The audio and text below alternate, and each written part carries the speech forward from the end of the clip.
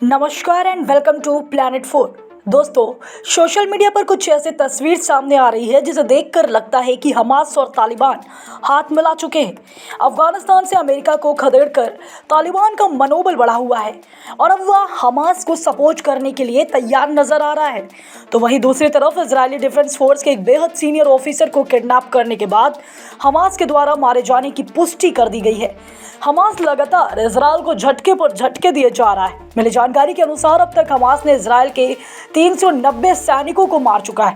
इसके बावजूद भी वह पीछे हटने को तैयार नहीं है और लगातार इजरायल पर रॉकेट हमले और ड्रोन हमले किए जा रहा है। इजरायल ने भी हमास को जड़ से खत्म करने का मन बना लिया है और अब दक्षिणी गाजा में भी बमबारी शुरू करने की तैयारी पूरी कर ली है।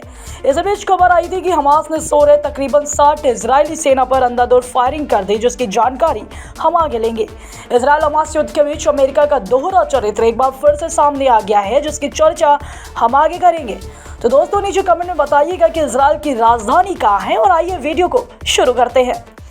हमास का एक बेहद खूंखार कमांडर और स्पोक्समैन अफगानिस्तान में शासन करने वाले तालिबान गुट के साथ देखा गया है।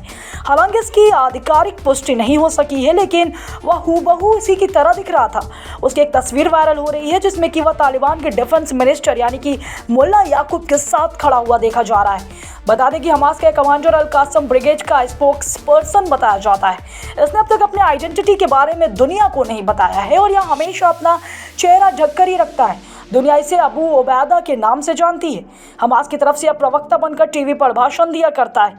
तुर्की और कतर जैसे देशों में जब फिलिस्तीन के समर्थन में रैलियां निकलती हैं तो इसके ढके हुए चेहरे की तस्वीरें जमकर इस्तेमाल की जाती हैं। कई सबूतों से यह पता चलता है कि तालिबान हमास के सपोर्ट में हमेशा खड़ा रहा है। तो वहीं जब अगस्त 2021 में तालिबान ने अफगानिस्तान में अपना शासन शुरू किया था तो उसे हमास की तरफ से शुभकामनाएं मिली थी। दूसरी तरफ इजरायल युद्ध में इजरायल के एक बेहद सीनियर कमांडर शहीद हो गए। उन्हें 7 अक्टूबर को किडनैप कर लिया गया था और हमास ने उन्हें उसी दिन गाजा में मार दिया था, जिसके बाद अब जाकर उनके मारे जाने की पुष्टि हो चुकी है। युद्ध शुरू होने के बाद से इजरायल ने तकरीबन 396 सैनिक वीरगति को प्राप्त हो चुके हैं। इसी बीच खबर आ रही है कि गाजा पट्टी में सुबह सुबह इजरायली सेना का एक ग्रुप टेंट के अंदर आराम कर रहा था और इसी दौरान तकरीबन सुबह 4 बजे के आसपास हमास का एक कमांडर अंदर घुस गया और तकरीबन 60 सैनिकों पर अंधाधुंध फायरिंग शुरू कर दी। इस दौरान हमास का मानना है कि भारी मात्रा में इजरायली सैनिक मारे गए, जबकि इस घटना के दौरान इजरायल ने सिर्फ 2 सैनिकों के मारे जाने की पुष्टि की। तो वहीं अब अमेरिका का दोहरा चरित्र फिर से सामने आना शुरू हो गया है। एक तरफ वह गाजा में शांति चल रहा है तो वहीं दूसरी तरफ उसने इजरायल को बंकर बस्टर बम पहुंचा दिया है। यह बम बंकर में छुपे हमास आतंकियों का काल है। इस बम की खासियत यह है कि यह कंक्रीट के बनी मोटे दीवार और परतों को पहले भेद कर फाड़ देता है और फिर अंदर जाकर ब्लास्ट करता है। इसके धमाके के बाद बंकर में छिपे आतंकी बच नहीं पाते।